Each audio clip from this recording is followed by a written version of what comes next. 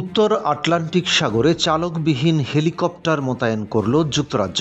ক্রমবর্ধমান উত্তেজনা ও submarine শনাক্তকরণের challenge মোকাবেলায় প্রথমবারের মতো পূর্ণ আকারের চালকবিহীন হেলিকপ্টার প্রোটিয়াস চালু করল ব্রিটিশ সরকার।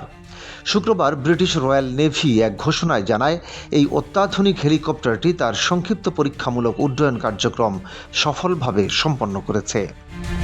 প্রায় ৬ কোটি পাউন্ড বা $৮ কোটি ব্যয়ে নির্মিত এই প্রকল্পটি উত্তর আটলান্টিক ও গ্রিনল্যান্ড সংলগ্ন জলসীমায় নিরাপত্তা নিশ্চিত করতে এবং ন্যাটো মিত্রদের সুরক্ষায় একটি গুরুত্বপূর্ণ পদক্ষেপ হিসেবে বিবেচিত হচ্ছে।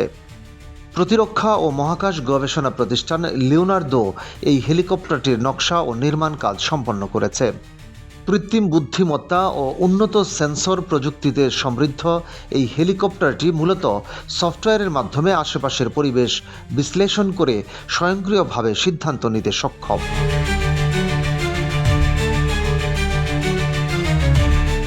সাবমেরিন বিধ্বংসী যুদ্ধ পরিচালনা, সমুদ্র সীমায় টহল এবং পানির নিচে লুকিয়ে থাকা নৌযান শনাক্ত করার লক্ষ্যেই একে বিশেষভাবে তৈরি করা হয়েছে। লিওনার্দো হেলিকপ্টার্স এর ব্যবস্থাপনা পরিচালক নাইজেল কোলম্যানের মতে, প্রোটিয়াস সমুদ্রপথে আকাশ সীমার অভিযানে এক যুগান্তকারী পরিবর্তন আনবে, কারণ এটি প্রতিকূল পরিবেশে মানুষকে কোনো ঝুঁকিতে না ফেলেই অত্যন্ত বিপজ্জনক মিশন পরিচালনা করতে পারবে।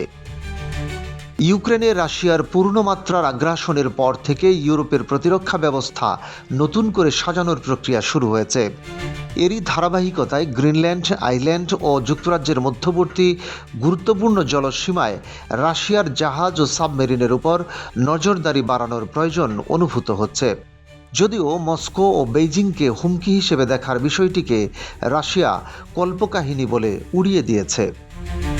তবুও প্রতিরক্ষা বাজেট বাড়িয়ে সামরিক সক্ষমতা বৃদ্ধিতে জোর দিচ্ছে পশ্চিমারা। ব্রিটিশ নৌবাহিনীর কাছে এর আগে ছোট আকারের নজরদারি ড্রোন থাকলেও প্রোটিয়াস আগের তুলনায় অনেক বড় এবং উন্নত প্রযুক্তির অধিকারী, যা বর্তমানের বৈশ্বিক প্রতিরক্ষা প্রেক্ষাপটে যুক্তরাজ্যের জন্য একটি বড় শক্তি হিসেবে আবির্ভূত হয়েছে।